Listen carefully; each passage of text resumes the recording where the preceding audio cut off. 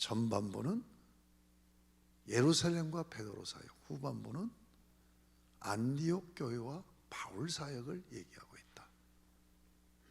핵심 구절이 사도행전 1장 8절. 왜 사도행전 1장 8절인가?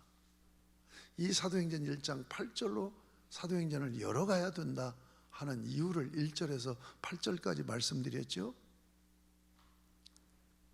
자, 사도행전 1장 8절을 우리 같이 암송합니다. 오직 성령이 너에게 마시면 너희가 권능을 받고 예루살렘과 온 유대와 사마리아와 땅끝까지 이르러 내 증인이 되리라 하시니라. 이 말씀이 뭐라고 그랬어요? 자, 제자 중에 하나가 6절에 자, 성령이, 주님은 가시는 건 가시고 성령 약속하신 성령이 오시면 하나님 나라가 실현되는 것입니까? 이스라엘에 회복될 때가 이때니까 하는 질문한 거죠. 그러니까 때와 기한은 아버지의 권한에 두셨으니 너희 알 바 아니다. 이게 7절이죠. 8절이 뭐예요? 이스라엘, 그들이 말하는 이스라엘 회복은 뭐예요? 하나님 나라 실현이죠. 하나님 나라 실현은 이렇게 되어진다고 8절을 준 거죠. 이게 주님의 말씀이잖아요. 그러니까 8절이 사도행전의 역사를 이루는 동인이 되는 거죠. 다시 해서 1장 8절대로 하나님 나라가 이루어져 가는 거예요. 사도행전이 이루어져 나가는 거야. 그러므로 우리가 사도행전 여행은 어떻게 한다고요? 각 사건 각 장을 들여다보면서 사도행전 1장 8절대로 되어지는가 하는 것을 살피는 여행이 사도행전 공부다. 말씀드렸죠? 자, 그러면 사도행전 1장 8절대로 되어지. 사도행전이 두 부분으로 되어 있다고 그랬죠. 전반부는 뭐예요? 오직 성령이 너희에게 임하시면 성령 강림. 두 번째는 뭐예요? 권능 받고 증인되리라. 성령이 왜 오신 거예요? 우리를 사용해서 증인으로 세워서 복음 증거하려고 성령님이 오신 것이다. 이걸 정리해 놓고 그러면 2장부터 이제 사도행전 1장 8절대로 되어지는가를 보는 거죠. 자, 2장 항상 구조를 먼저 봐야 된다고 그랬죠. 2장은 13절까지 성령 강림, 14절부터 47절까지가 예루살렘 교회의 설립이라고 얘기했어요. 그러면 성령 강림은 언제요? 오순절. 오순절 절기는 성령 강림을 미리 예고하는 명절이다. 그래서 오순절에 구약에 약속된 그 오순절에 성령님이 강림해요. 그런데 13절까지 두 가지를 봐야 된다고 그랬죠. 현상, 결과. 현상은 어떤 현상이죠? 청시적 언어 현상이라고 제가 이름 붙였다고 그랬죠. 한번 따라합시다. 청시적 언어 현상. 청이 뭐예요? 귀로 들렸잖아요. 급하고 강한 바람 같은 소리가 있어. 2절에 그렇게 돼 있잖아요. 그 다음에 눈으로 봤죠. 3절에 불이 하늘에서 내려와. 근데 내려오는 불이 어떤 불이라고 그랬죠? 말하는 혀들이 많이 뭉쳐있는 불덩어리가 내려오는 거예요. 그렇죠? 그래서 내려와가지고 어떻게 했어요? 거기에 모인 각 사람에게 그 혀 하나의 불들이 다 사람에게 임하니까 방언이 터져나온 거죠. 그러니까 귀로 듣고 혀로 말하는 이게 뭐예요? 언어 소통이라고 그랬죠. 그래서 청시적 언어 현상으로 성령님이 강림하셨다. 이건 뭘 얘기한다고 그랬죠? 성령님의 사역을 나타내는 거다. 성령님은 뭐하러 오셨어요? 예, 통하게 하려고 오신 거예요. 교통이죠, 교통.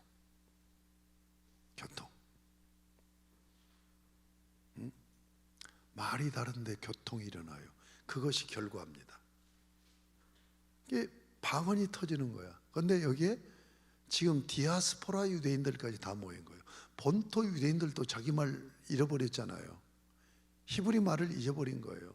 그때 당시 어떤 말을 썼어요? 아람어를 썼단 말이에요. 아람어.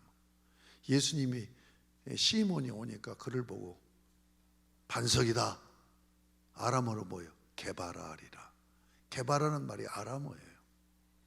이 성경은 구약 성경은 히브리어로, 신약 성경은 헬라어로 썼는데 구약 성경 말미에는 아람어로 기록이 되어 있어요.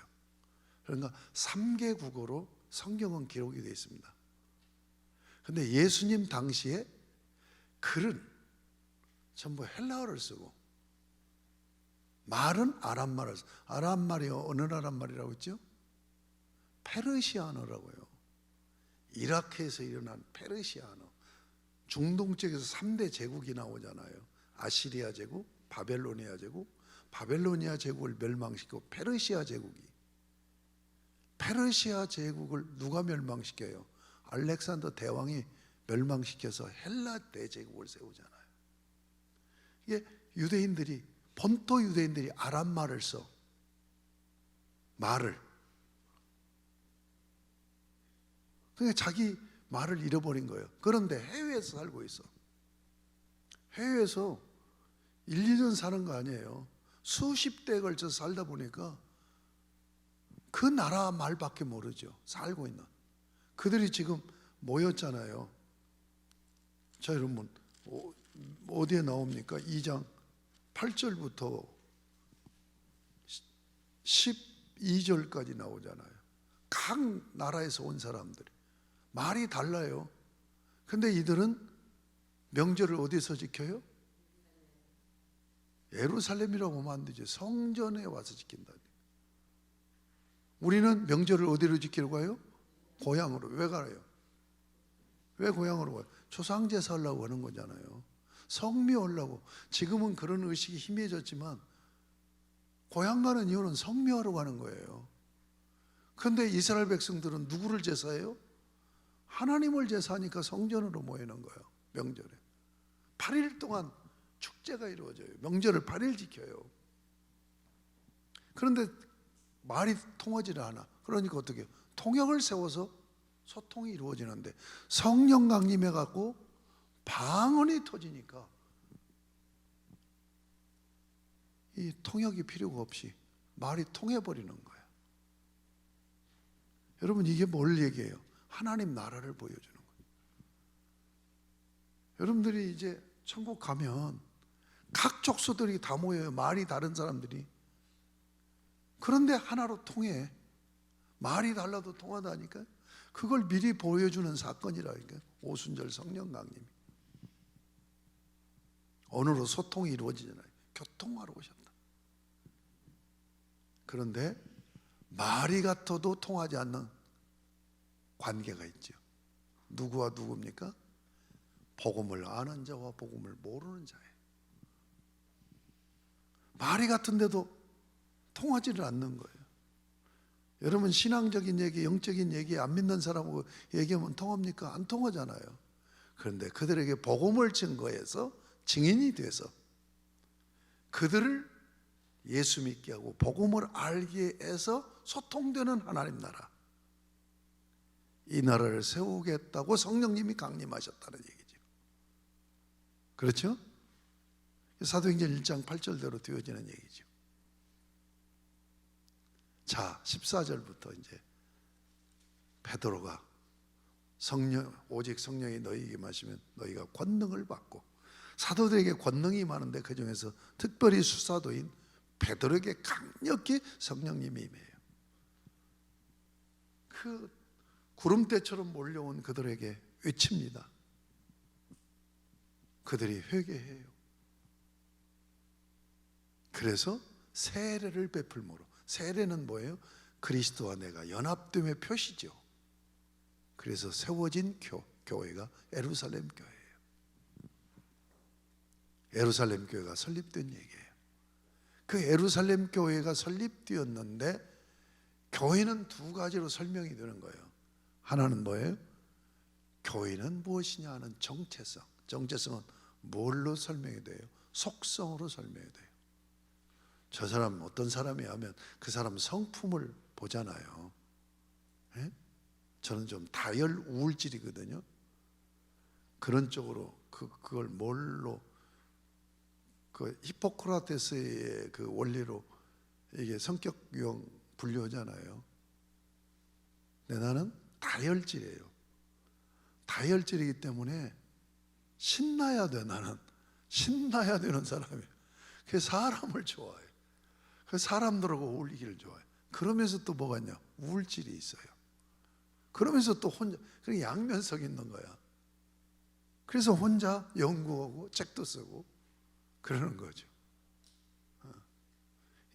그런 걸 보면 아, 장일권이는 저 이중적인 그런 성품이 내재되어 있어. 이렇게 하면 나를 파악하잖아요. 그게 교회가 뭐냐? 교회의 성격을 알면 된단 말이에요. 이걸 속성이라고 얘기해요. 네 가지로 얘기합니다. 통일성, 거룩성, 보편성, 사도성. 이 네 가지를 갖추고 있으면 이게 교회인 거예요. 그 다음에 또 하나는 뭐예요? 교회의 기능이에요. 교회가 기능을 하려면 교회의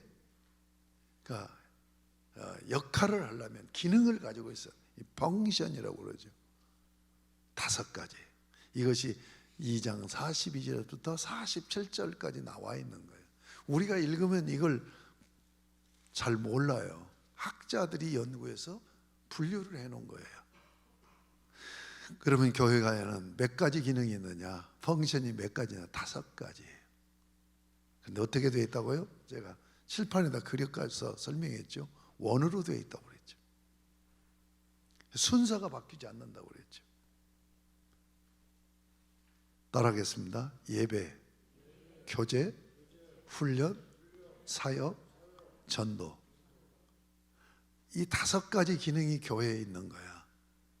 이 5가지 기능을 균형과 조화를 이루어서 활성화시킬 때 건강한 교회가 되어지고, 이 기능이 엇박자가 돼서 균형과 조화를 이루지 못하고 활성화되지 않으면 건강치 못한 교회가 되는 거예요.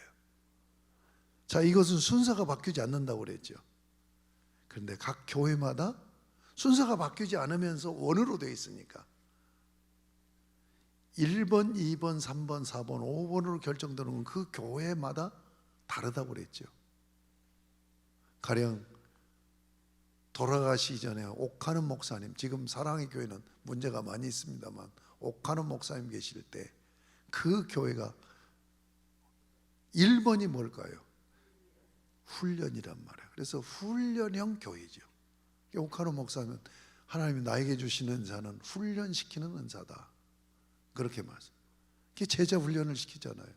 그게 제자 훈련을 시키면 사람들이 훈련이 돼갖고 특공대가 되는 거야. 그러니까 그런 얘기를 하죠. 사랑의 교회 교인 1명은 일반 교인 100명을 커버한다고. 그 양반의 정신은 뭐냐? 성도 한 사람 한 사람을 다 옥한음으로 만들어 놓는 거예요. 이게 제자 훈련의 특징이죠. 어떤 교회 가면 1번이 보면 교제, 코이노예요. 이건 교제형 교회예요. 어떤 교회 가면 전도가 1번이에요. 이건 전도형 교회예요. 어떤 교회는 보면 대체적으로 한국 교회는 예배형 교회입니다. 자, 그러면 예루살렘 교회는 어떤, 이게 이제 1번이 캐릭터예요. 그 교회의 캐릭터예요. 예루살렘 교회의 캐릭터는 뭐냐? 46절, 47절에 말씀되어 있다고 그랬죠. 46절에 날마다 마음을 같이하여 성전에 모이기를 힘쓰고. 날마다요. 주일날만이 아니에요. 평일날도예요. 그러니까 교회가 잘 되는 교회는요, 날마다 교회 성도들이 모여서 살아요. 그러니까 주일날만 나오는 교회는 일꾼이 아니야. 일꾼들은 날마다 나와요. 날마다. 일반적으로 교인들은 모이는 교회로서의 일원이에요. 그런데 사역자들은 흩어져 사역해야 되니까 교회를 날마다 나오죠. 그러니까 교회를 많이 나오는 사람일수록 그게 뭐예요? 그 교회의 핵심 일꾼인 거죠. 그러지 않습니까? 네. 자, 날마다 마음을 같이하여. 지금 실제 숫자로는 10,000명이 넘어요. 20세 이상의 남자만 3,000명으로 세워진 교회니까 그런데 이 숫자가 마음을 같이 한단 말이에요. 그래서 성전에 날마다 모이는 거예요. 근데 날마다 모여서 뭘 해요? 47절에 보면 하나님을 찬미했다. 그러니까 예루살렘 교회의 캐릭터는 뭐예요? 찬미형 교회죠. 찬미하는 게 뭡니까? 예배죠. 예루살렘 교회의 기능이 1번이 예배예요. 자, 그러면 여기서 생각을 해봐야 돼요. 이게 원으로 되어 있어서 5가지가 있으니까 예배로 시작돼요. 자, 한번 다시 따라해요. 예배, 교제, 훈련, 사역, 마지막이 뭐예요? 전도.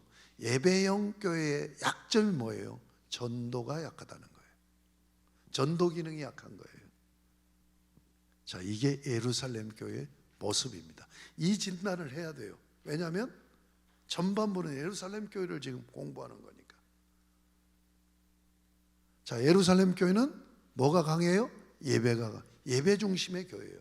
그런데 뭐가 약해? 전도가 제일 약한 교회였다. 자, 그러면 여러분에게 묻겠습니다. 지금 예루살렘 교인들이 10,000명이 넘는 교인들이 날마다 모여서 온전히 하나님을 예배했어요. 은혜가 넘치겠어요? 안 넘치겠어요? 여러분, 예배의 가장 중요한 것은 뭐냐면 예배 분위기입니다. 예배 분위기에서 또 중요한 것은 뭐냐? 숫자가 많이 모이는 거예요. 10,000명 이상이 날마다 모여서 그들이 뜨겁게 찬양하고 기도하고, 여러분 은혜가 떨어지면 날마다 그렇게 모이겠습니까? 아, 교회 나왔는데 은혜가 안 돼. 그러면 뭐 우선은 자꾸 문제들이 생겨서 안 나오고 빠지고, 그래서 점점 줄어들겠죠. 근데 그들이 날마다 나와서 그렇게 하나님을 찬미했다는 얘기는 굉장히 은혜가 풍성하다는 얘기예요. 예배 분위기가 얼마나 좋겠어요. 제가 예배 인도를 해보면 우리 교회 꽉 차면 한 250명 차요. 그럼 꽉 차 있으면 얼마나 제가 영적으로 업이 되는지 몰라요. 그런데 보여야 할 사람들이 안 보여. 이게 이제 뭐 한 30년 강단에 서니까 설교면서 다 누구 나왔는지 안 나왔는지 다 보이거든. 근데 나와야 될 사람이 안 나오면 완전히 그냥 맥이 빠지는 거예요. 이게 예배 분위기예요. 성도들도 마찬가지예요. 여러분, 지금 날마다 모여서 하나님을 찬미했다는 얘기는 은혜가 풍성했다는 얘기예요. 그렇죠? 은혜가 되겠죠? 그러면 다시 묻겠습니다. 그런 교회를 주님은 기뻐하셨을까요? 안 기뻐하셨을까요? 지난주에 공부한 분들은 바로 답이 나와야지. 안 기뻐하지요. 저는 은혜 받았지만 얼마든지 교회 생활을 그렇게 할 수 있습니다. 내가 은혜 받고 내가 신앙생활 잘하는 것처럼 여기는데 주님은 아니라고. 여러분, 마태복음 7장에서 얘기하잖아요. 주의 이름으로 권능을 행하고 주의 이름으로 뭘 하고 주의 이름으로 뭐를 했습니다. 그런데 주님은 뭐라고요? 나는 너를 도무지 모른다. 잘 생각해 봐요. 그러니까 주의 이름으로 막 헌신하고 역사를 일으키고 이랬으니까 얼마나 신앙생활을 잘한다라고 생각을 하겠어요. 그런데 주님은 평가하는데 나는 너를 모른다. 이거 얼마나 충격적인 얘기입니까? 그런데 그것이 성경에 나와 있는 그 얘기만 아니라고요. 오늘 우리에게도 동일한 얘기로 들린다. 성경의 몇 공부는 뭘 하는 거예요? 주님의 의도가 뭐냐는 것을 찾는 거예요. 아시겠습니까? 예루살렘 교회, 생각을 해봐요. 모여가지고 딴짓 하는 거 아니잖아요. 모여가지고 무슨 뭐 장사하고, 모여가지고 무슨 놀고, 모여가지고 어디 여행 가자고 모이는 게 아니잖아요. 예배를 드리고 있는 거예요. 그런데 주님은 안 기뻐한단 말이에요. 왜 안 기뻐하는 거예요? 사도행전 1장 8절에 거스리고 있으니까. 사도행전 1장 8절에 오직 성령이 너희에게 마시면 너희가 권능을 먹고 날마다 성전에 모이기를 전혀 힘쓰고 하나님을 찬미하라, 이렇게 돼 있습니까? 아니란 말이에요. 그들이 모여서 예배는 드리는데 복음 증거는 않는단 말이에요. 나가지는 않는단 말이에요. 주님이 기뻐하지 않아요.